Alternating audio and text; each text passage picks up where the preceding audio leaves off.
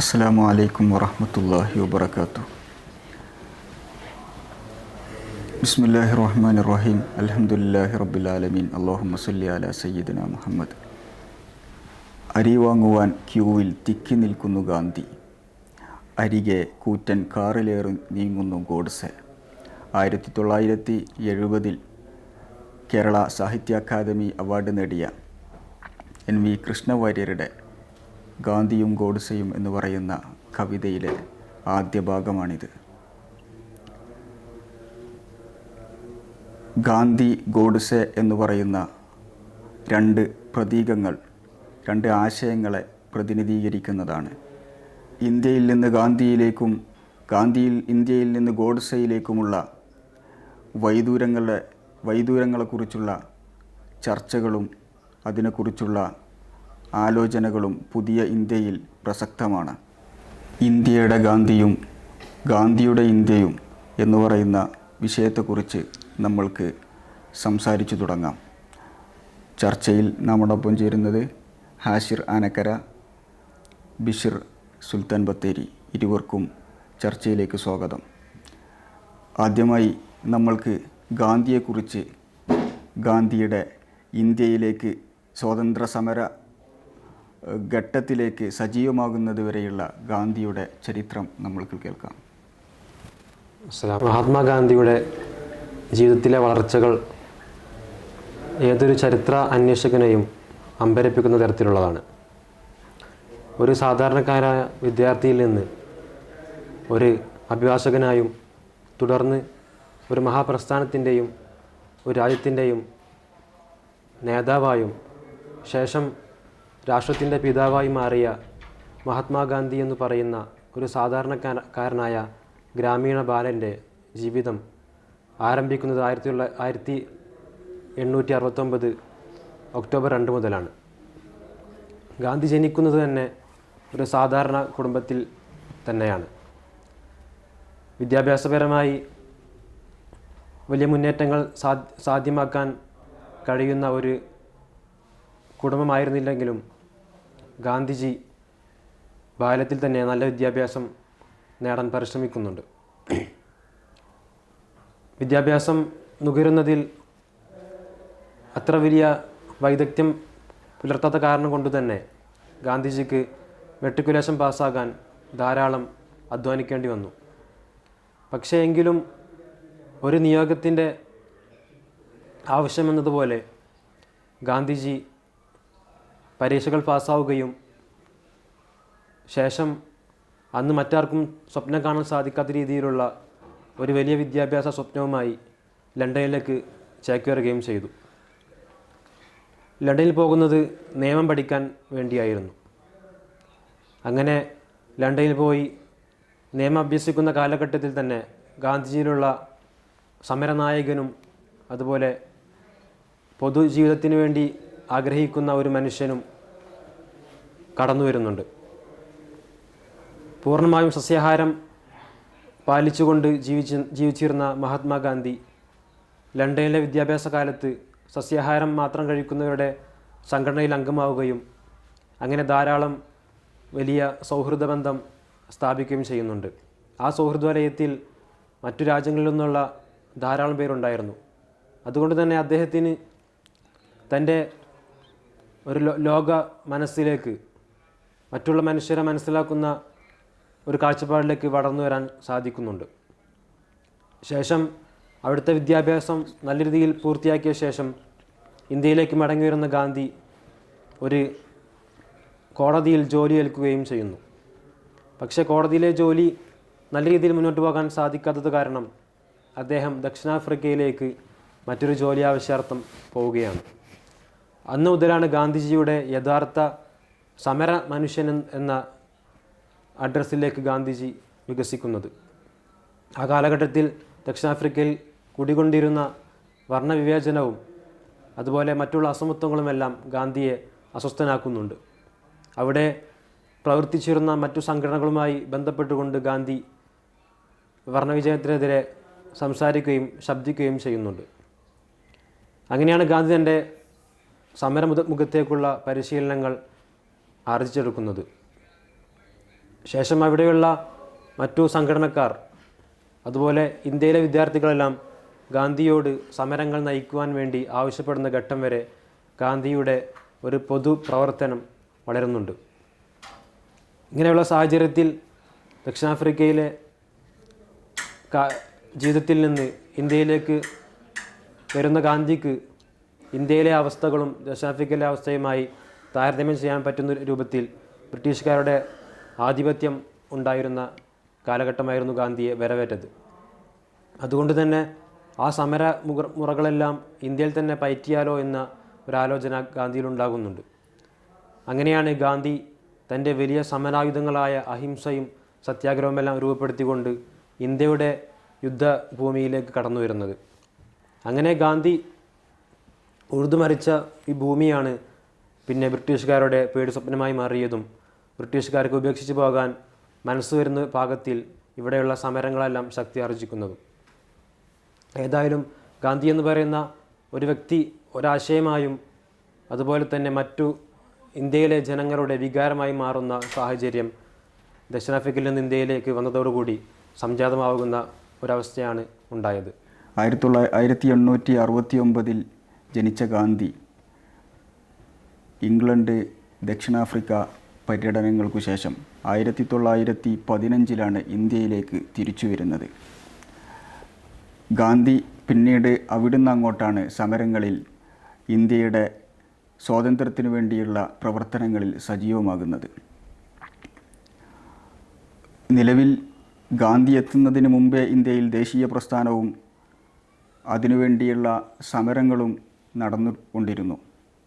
പക്ഷേ ഗാന്ധി വരുന്നതോടുകൂടെ ആ സമരങ്ങളുടെ രീതിശാസ്ത്രം മാറ്റങ്ങൾക്ക് വിധേയമാവുകയാണ്.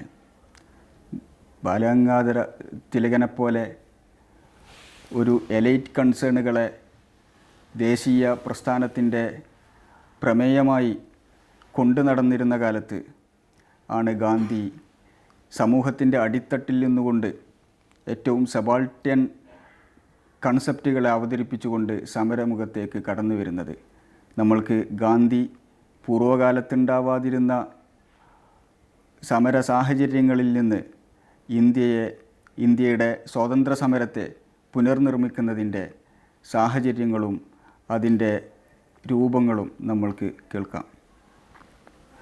1915 മഹാത്മാഗാന്ധി ഇന്ത്യയിലേക്ക് കടന്നു വരുമ്പോൾ ഇന്ത്യ മഹാരാജ്യം ബ്രിട്ടീഷ് ആധിപത്യത്തിൻ്റെ വലയത്തിലായിരുന്നു. തുടർന്നങ്ങോട്ട് രാജ്യം ഇതുവരെ കാണാത്ത പുതിയൊരു സമര രീതിയും പുതിയൊരു നേതൃത്വത്തിന് കീഴിൽ ഇന്ത്യയിലെ ജനങ്ങൾ ഒന്നടങ്കം ബ്രിട്ടീഷുകാർക്കെതിരെ വ്യത്യസ്തമായ സമരമുറകൾ ആവിഷ്കരിക്കുന്ന ഒരു ചിത്രം ചരിത്രത്തിൽ നമുക്ക് കാണാൻ സാധിക്കും. 1917 ചമ്പാരനിലെ നീലം കർഷകർക്ക് വേണ്ടി ഗാന്ധി നടത്തിയ സമരം ഗാന്ധിയുടെ ചരിത്രത്തിലെ ആദ്യത്തെ ഏറ്റവും വിജയകരമായ ഒരു മുന്നേറ്റമായിരുന്നു. 1919 റൗലറ്റ് ആക്റ്റിനെതിരെ അന്യായമായി ഇന്ത്യയിലെ പാവപ്പെട്ട മനുഷ്യരെ ഭരണകൂടം അറസ്റ്റ് ചെയ്തു കൊണ്ടുപോകുന്ന ഒരു സാഹചര്യത്തിനെതിരെ ഗാന്ധി ശക്തമായി പ്രതികരിക്കുകയും റൗലറ്റ് ആക്ട് നിയമത്തെ എടുത്തു കളയുന്ന വിധത്തിൽ പോരാട്ടം കനപ്പിക്കുകയും ചെയ്തു. 1920 ശേഷം നിസ്സഹകരണ പ്രസ്ഥാനമെന്ന ഏറ്റവും വ്യത്യസ്തമായ ഒരു സമരമാർഗം ഗാന്ധി അവതരിപ്പിക്കുന്നുണ്ട്. അതിൻ്റെ ഫലമെന്നോണം ബ്രിട്ടീഷ് ഉൽപ്പന്നങ്ങളെ പൂർണ്ണമായി ബഹിഷ്കരിക്കുകയും ഇന്ത്യൻ നിർമ്മിത ഉൽപ്പന്നങ്ങളെ കൂടുതൽ പ്രോത്സാഹിപ്പിക്കുകയും ചെയ്തു. ബ്രിട്ടീഷ് വിദ്യാഭ്യാസ സ്ഥാപനങ്ങളിൽ നിന്ന് ഇന്ത്യക്കാരായ വിദ്യാർത്ഥികൾ മാറി നിൽക്കാൻ ഗാന്ധി ആവശ്യപ്പെടുകയും ബ്രിട്ടീഷുകാർക്ക് അനുകൂലമായ എല്ലാ മേഖലകളിൽ നിന്നും ഇന്ത്യക്കാരോട് പിൻവാങ്ങാൻ വേണ്ടി ഗാന്ധി ആവശ്യപ്പെടുന്ന ഒരു സാഹചര്യമുണ്ടായി.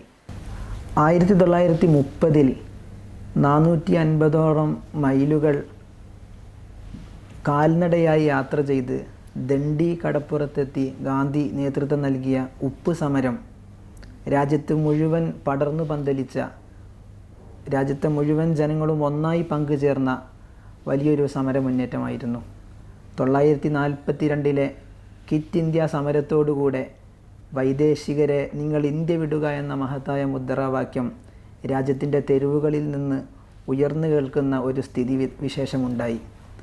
ഈ സമര മുന്നേറ്റങ്ങളെല്ലാം അടയാളപ്പെടുത്തുന്നത് ഗാന്ധി എന്ന ഒരു നേതാവിന് കീഴിൽ ഇന്ത്യയിലെ മുഴുവൻ ജനങ്ങളും ഒത്തൊരുമിച്ച് നിന്നുകൊണ്ട് തങ്ങളുടെ സ്വന്തം നാട്ടിൽ അതിക്രമിച്ച് കടന്നു വന്ന വൈദേശികരെ തുരത്തിയോടിക്കാൻ ഒരു ജനത ഒന്നടങ്കം അണിചേർന്ന ഒരു സമര മുന്നേറ്റത്തിൻ്റെ ചിത്രമാണ് ഗാന്ധിയിലൂടെ നമുക്ക് കാണാൻ സാധിക്കുന്നത്. ഇവിടെ പരാമർശിക്കപ്പെട്ട സമരങ്ങളിൽ നിന്ന് ഗാന്ധി സമരങ്ങൾക്ക് സ്വീകരിച്ച പ്രധാനപ്പെട്ട 2 മാർഗങ്ങൾ നമ്മൾക്ക് കാണാൻ കഴിയും.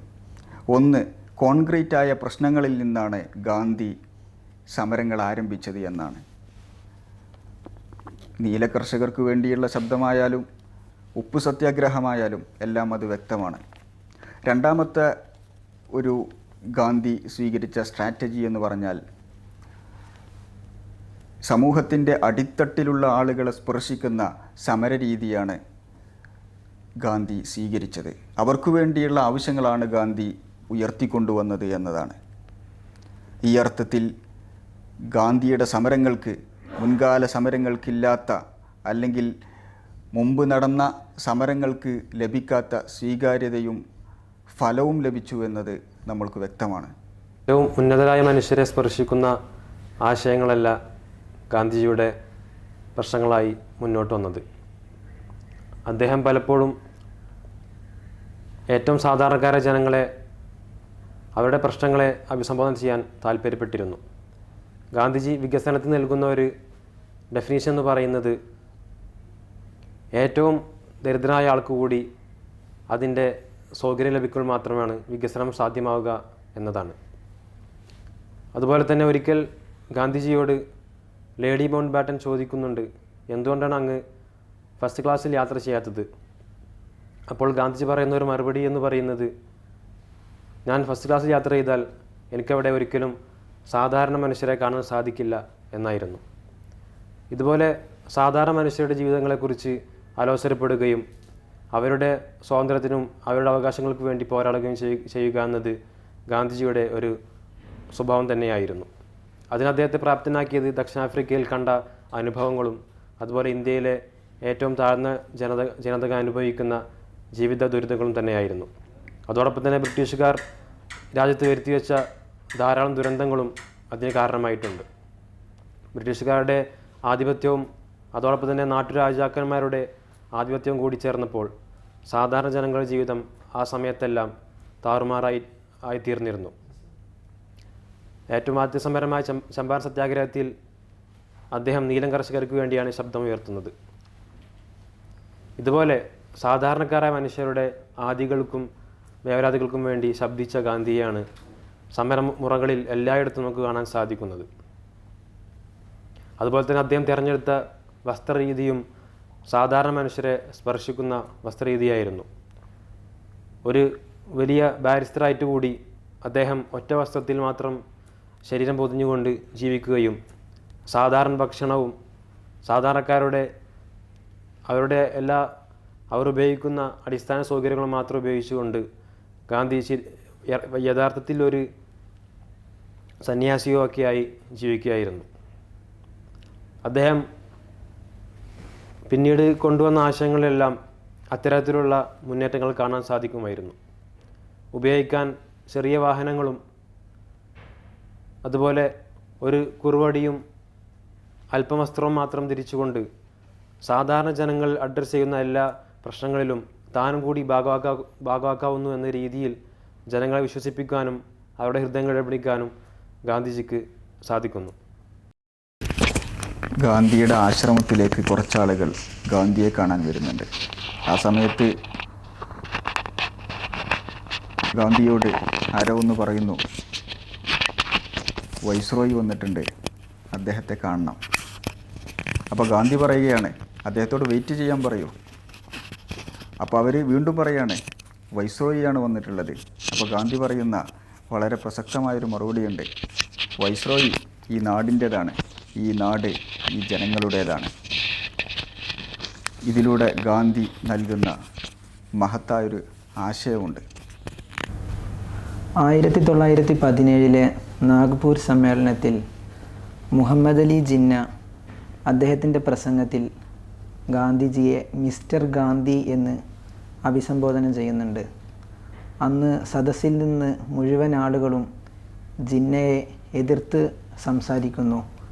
ഗാന്ധിജിയെ മിസ്റ്റർ ഗാന്ധി എന്ന് വിളിച്ചത് ശരിയായിട്ടില്ല, അദ്ദേഹം മഹാത്മാവാണ്, മഹാത്മാഗാന്ധി എന്ന് തിരുത്തി വിളിക്കണമെന്ന് ആ സദസ്സിലുള്ള മുഴുവൻ ആളുകളും പ്രതികരിക്കുമ്പോൾ ഗാന്ധി പറയുന്നത്, ഞാൻ മഹാത്മാവൊന്നുമല്ല, ഞാനൊരു സാധാരണ മനുഷ്യനാണ്, ഇന്ത്യയിലെ സാധാരണക്കാരിൽ സാധാരണക്കാരായവർക്കൊപ്പം ജീവിക്കുന്ന സാധാരണക്കാരനായൊരു മനുഷ്യനാണ് ഞാൻ എന്ന് മഹാത്മാഗാന്ധി അന്ന് പറയുന്നുണ്ട്.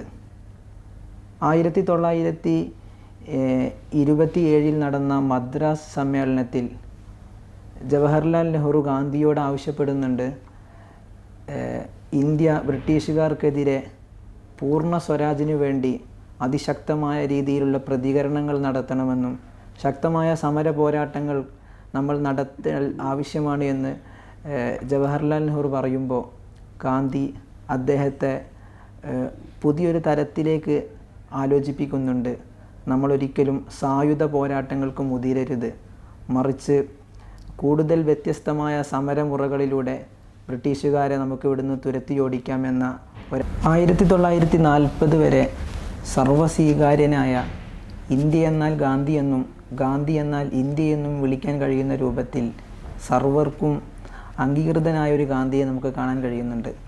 40കൾക്ക് ശേഷം അതുവരെയുള്ളൊരു കാലം ഇന്ത്യയുടെ സ്വാതന്ത്ര്യത്തിനു വേണ്ടി ആത്മാർത്ഥമായി ജനങ്ങളിലേക്കിറങ്ങിയ, നാടിൻ്റെ നാനാഭാഗങ്ങളിലും സഞ്ചരിച്ച് വ്യത്യസ്ത സമരമുറകൾക്ക് നേതൃത്വം നൽകിയ ഗാന്ധിയെ 40കൾക്ക് ശേഷം തഴയുന്ന ഒരു സാഹചര്യം നമുക്ക് ചരിത്രത്തിൽ കാണാൻ സാധിക്കും.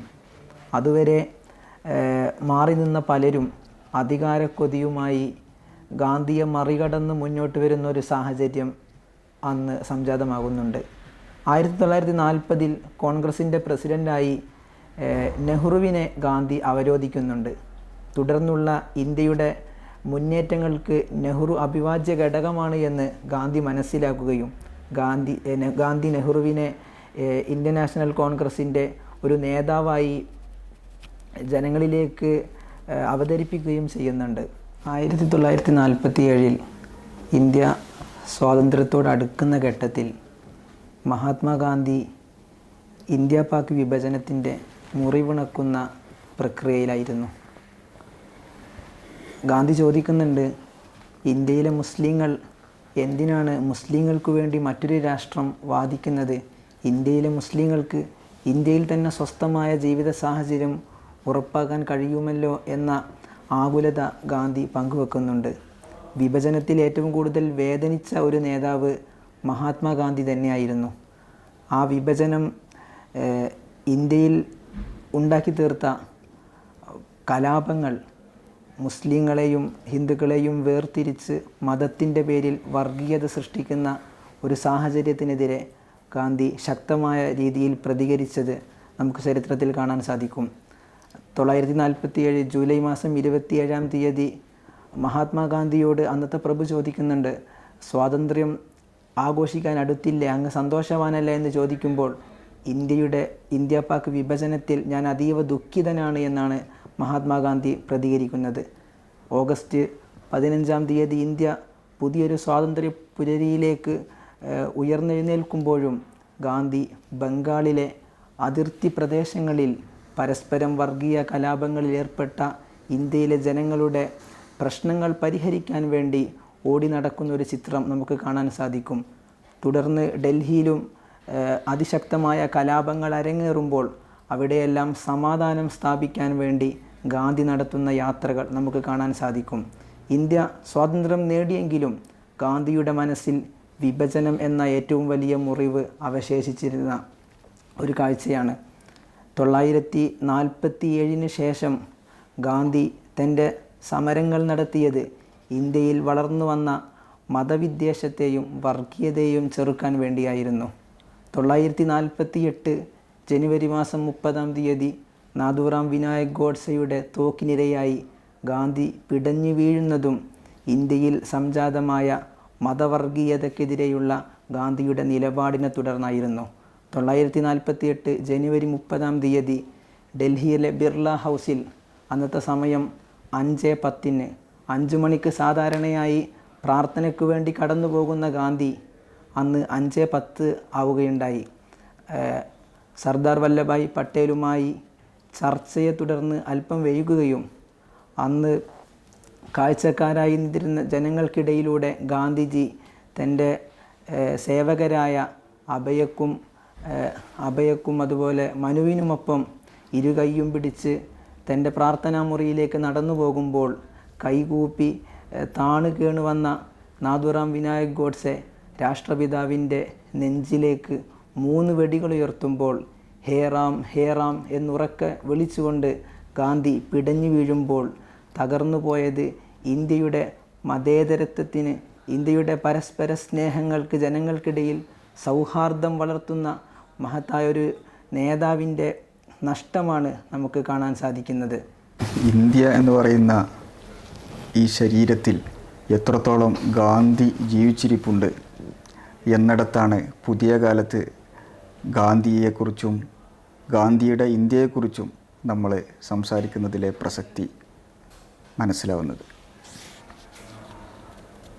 നമ്മൾ ഗാന്ധിയുടെ നിലപാടുകൾ, ഗാന്ധി സ്വീകരിച്ച സോഷ്യോ കൾച്ചറൽ പൊളിറ്റിക്കൽ കാഴ്ചപ്പാടുകൾ, ഇവയിലെല്ലാം പുതിയ കാലത്ത് നമ്മൾ എങ്ങനെയാണ് ഗാന്ധിയെ വായിക്കേണ്ടത് എന്നത് വളരെ അനിവാര്യമായ ഒരു കാര്യമാണ്. ഇന്ത്യ എന്ന രാഷ്ട്രത്തിന് മരണമില്ലാത്തതുപോലെ തന്നെ ഗാന്ധി എന്ന ആശയത്തിനും ഒരിക്കലും മരണമുണ്ടാവുകയില്ല. കാരണം ഇന്ത്യയെ അത്രത്തോളം ഗാന്ധിജി സ്വാധീനിച്ചിട്ടുണ്ട്. ഇന്ത്യ എന്ന് പറയുന്ന ഈ മഹത്തായ രാജ്യം ഏതെല്ലാം രീതിയിൽ അത് ഉദ്ഘോഷിക്കപ്പെടുന്നുണ്ടോ ആ ഇടങ്ങളെല്ലാം ഗാന്ധിയുടെ സ്പർശനങ്ങൾ നമുക്ക് കാണാൻ സാധിക്കും. അതുകൊണ്ട് തന്നെ ഗാന്ധി എന്ന ആശയത്തിനോ ഗാന്ധിയുടെ സങ്കല്പത്തിനോ ഒരിക്കലും ഇടിവറ്റുന്നില്ല, അതിൻ്റെ പ്രാധാന്യം ഒട്ടും കുറയുന്നില്ല. പുതിയ കാല സാഹചര്യങ്ങളിൽ രാഷ്ട്രം ഇപ്പോൾ കടന്നു പോകുന്ന പ്രത്യേകതരം ഒരു ഭീതിയുടെ കാലഘട്ടത്തിലും ഗാന്ധി എന്ന് പറയുന്ന തുരുത്തിൽ മനുഷ്യർക്ക് ആശ്വാസം കണ്ടെത്താൻ സാധിക്കുന്നുണ്ട്. വളർന്നിരുന്ന സമ്പദ്ഘടനയിൽ പാവപ്പെട്ടവരെ തഴഞ്ഞുകൊണ്ടുള്ള ഒരു പുതിയ സംസ്കാരം രൂപപ്പെട്ടു വരുന്ന സാഹചര്യത്തിൽ ബജറ്റിൽ പോലും പാവങ്ങളെയും മറ്റു സംസ്ഥാനങ്ങളെ തഴഞ്ഞുകൊണ്ട് ബജറ്റിൽ പോലും പാവങ്ങളെയും അതുപോലെ തന്നെ ഇടത്തട്ടിലുള്ള സംസ്ഥാനങ്ങളെയും തഴഞ്ഞുകൊണ്ടിരിക്കുന്ന സാഹചര്യത്തിൽ ഗാന്ധിയുടെ സമ്പദ് വ്യവസ്ഥയെ സംബന്ധിച്ച്, ഗാന്ധി രൂപപ്പെടുത്തിയ സാമ്പത്തിക ശാസ്ത്രത്തെയും സംബന്ധിച്ചുള്ള ചർച്ചകൾക്ക് പ്രാധാന്യമുണ്ട്. അതുപോലെ തന്നെ വിഭജനം കൊണ്ട് വോട്ട് നേടി രാഷ്ട്രീയം എങ്ങനെ സ്ഥാപിക്കാമെന്ന് ശ്രമിച്ചുകൊണ്ടിരിക്കുന്ന ഈ സാഹചര്യത്തിലും ഗാന്ധിയുടെ സൗഹാർദ്ദ ആശയങ്ങൾക്കും വലിയ പ്രാധാന്യമുണ്ട്. അതോടൊപ്പം തന്നെ ഗാന്ധിവധത്തിൽ ഇനിയും അരിശം തീരാതെ ഗാന്ധിയെ വീണ്ടും വീണ്ടും വധിച്ചുകൊണ്ടിരിക്കുന്ന, ആശയപരമായും അതുപോലെ തന്നെ മറ്റു രീതികളിലെല്ലാം ഗാന്ധിയെ തഴഞ്ഞുകൊണ്ടിരിക്കുന്ന, ഗാന്ധിയെ വെറും ചിത്രങ്ങൾ മാത്രമാക്കി മാറ്റിക്കൊണ്ടിരിക്കുന്ന ഈ സാഹചര്യത്തിലും ഗാന്ധി എന്ന ആശയത്തെ മുറുകെ പിടിക്കേണ്ടത് ഓരോ ഇന്ത്യക്കാരൻ്റെയും ബാധ്യത തന്നെയാണ്. അങ്ങനെ ഗാന്ധിയെ മുറുകെ പിടിച്ചാലേ ഇന്ത്യക്ക് ഇനിയൊരു ആത്മാവ് ഉണ്ടാവുകയുള്ളൂ. അതുകൊണ്ട് തന്നെ ഗാന്ധി എന്ന ആശയത്തെ മരിക്കാതെ സൂക്ഷിക്കേണ്ടത് ഓരോ ഇന്ത്യക്കാരൻ്റെയും കടമയാണ് എന്ന് മാത്രം ഈ അവസരത്തിൽ ഓർമ്മപ്പെടുത്തുന്നു. ഗാന്ധി ഇപ്പോൾ ജീവിച്ചിരിപ്പുണ്ടോ? ഈ ഗാന്ധിയൻ ആശയങ്ങൾക്ക് ഇപ്പോഴും ജീവനുണ്ടോ എന്ന് ചോദിച്ചാൽ ഉണ്ട് എന്ന് നമ്മൾക്ക് പറയാം. പൂർണ്ണമായും ഗാന്ധിയൻ ആശയങ്ങൾ നശിച്ചുപോയി എന്ന് നമ്മൾ അങ്ങനെ പറയേണ്ടതില്ല എന്ന് തോന്നുന്നു. നമ്മൾക്കറിയാം, ഈ നടന്ന ലോക്സഭാ ഇലക്ഷനിൽ NDAക്ക് നേരിട്ട തിരിച്ചടി യഥാർത്ഥത്തിൽ അത് ജനങ്ങളുടെ അവരുടെ പ്രതികരണത്തിൻ്റെ ഫലമായിരുന്നു എന്നാണ് നമുക്ക് മനസ്സിലാവുന്നത്. രാഷ്ട്രീയ പാർട്ടികളും രാഷ്ട്രീയ പ്രചരണങ്ങളും അതിൻ്റെ ഒരു ടൂളായി വർക്ക് ചെയ്തു എന്ന് മാത്രമാണ്. ഈ ഒരു ഘട്ടത്തിൽ നമ്മൾക്ക് ചർച്ച വൈൻഡപ്പ് ചെയ്യുന്ന സമയത്ത് ചില കാര്യങ്ങൾ പറയാം. പുതിയ ഇന്ത്യയിൽ നിന്ന് ഗാന്ധിയെ വായിക്കുന്ന സമയത്ത് ഗാന്ധി മുന്നോട്ട് വെച്ച ഗാന്ധിയുടെ ചില നിലപാടുകൾ, ഒന്ന്, ഇന്ന് നേരിട്ടുകൊണ്ടിരിക്കുന്ന സാമ്പത്തിക പ്രശ്നങ്ങൾ, ഗാന്ധി മുന്നോട്ട് വെച്ച ഗ്രാമീണ രാജ് പദ്ധതി യഥാർത്ഥത്തിൽ ഗ്രാമസ്വരാജ് പദ്ധതി യഥാർത്ഥത്തിൽ ഈ പുതിയ ഇന്ത്യയിൽ നഗരവൽക്കരണത്തിലേക്ക് കടന്നുകൊണ്ടിരിക്കുന്ന സാഹചര്യത്തിൽ ഈ ഗ്രാമവൽക്കരണത്തിലേക്കുള്ള നേരത്തെ നമ്മൾ ചർച്ചയുടെ തുടക്കത്തിൽ പറഞ്ഞ പോലെ ഈ അടിത്തട്ടിൽ നിന്ന് ഇന്ത്യയെ ജയിപ്പിക്കുക എന്ന ലക്ഷ്യത്തിൽ കൊണ്ടുവന്ന ഗ്രാമസ്വരാജ് വളരെ പ്രധാനപ്പെട്ട ഒന്നായിരുന്നു. അതുപോലെ തന്നെ ഇന്ത്യയിൽ ഇപ്പോൾ പുതിയ കാലത്ത് പല പ്രശ്നങ്ങൾ നേരിട്ടുകൊണ്ടിരിക്കുന്ന സമയത്ത്, ഉക്രൈനും റഷ്യയും യുദ്ധം നടക്കുന്ന സമയത്ത്, ഇപ്പോൾ നിരന്തരമായി ഫലസ്തീനിൽ ഇസ്രായേൽ പ്രശ്നം നടന്നുകൊണ്ടിരിക്കുന്ന സമയത്ത് ഇന്ത്യ സ്വീകരിക്കുന്ന നിലപാട്, ഇസ്രായേൽ ഫലസ്തീൻ പ്രശ്നത്തിൽ ഇന്ത്യ സ്വീകരിച്ച നിലപാട് നമ്മൾ അറിഞ്ഞതാണല്ലോ. അവിടെയൊക്കെ ഗാന്ധി സ്വീകരിച്ച ചില നിലപാടുകളുണ്ടായിരുന്നു. ഗാന്ധി വളരെ കൃത്യമായിരുന്നു ഗാന്ധിയുടെ ഡിപ്ലോമാറ്റിക് കൺസെപ്റ്റുകൾ. ഗാന്ധി എഴുതിയ ഹരിജൻ എന്ന് പറയുന്ന മാഗസിനിൽ ഗാന്ധി എഴുതിയ ഒരു വാചകം ഇന്ത്യൻ എക്സ്പ്രസ് ഉദ്ധരിക്കുന്നുണ്ട്. Palestine belongs to Arabs in the same sense that England belongs to English or France to the French. ഇംഗ്ലീഷുകാർക്ക് അവകാശപ്പെട്ടതാണ് ഇംഗ്ലണ്ടെന്ന്, ഫ്രഞ്ചുകാർക്ക് അവകാശപ്പെട്ടതാണ് ഫ്രഞ്ച് എന്ന്, എങ്കിൽ പിന്നെ അറബുകൾക്ക് അവകാശപ്പെട്ടതല്ലേ ഫലസ്തീൻ.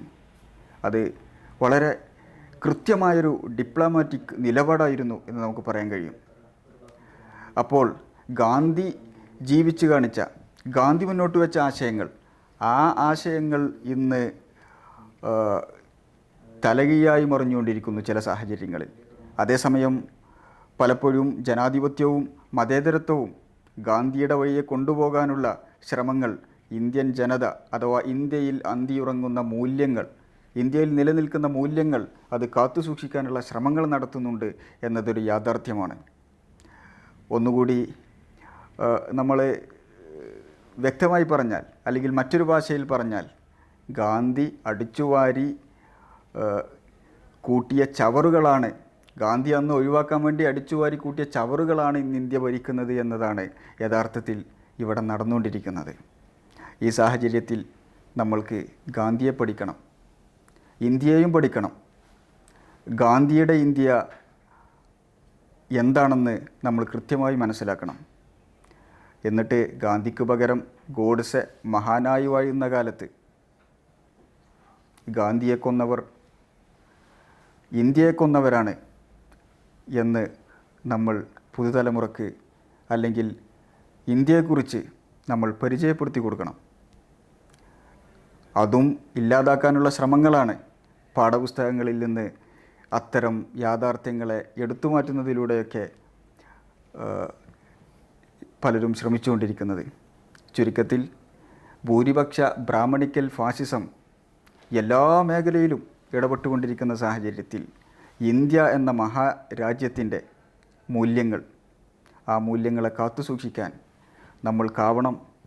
അതിന് ഗാന്ധിയുടെ ഓർമ്മകൾ, ഗാന്ധിയുടെ നിലപാടുകൾ നമ്മൾക്ക് ഈ സ്വാതന്ത്ര്യദിനത്തിലും ഒന്നുകൂടെ സ്മരിക്കാം എന്ന് പറഞ്ഞ് ചർച്ച വൈൻഡപ്പ് ചെയ്യുന്നു. അസ്സലാമു അലൈക്കും വറഹ്മത്തുള്ളാഹി.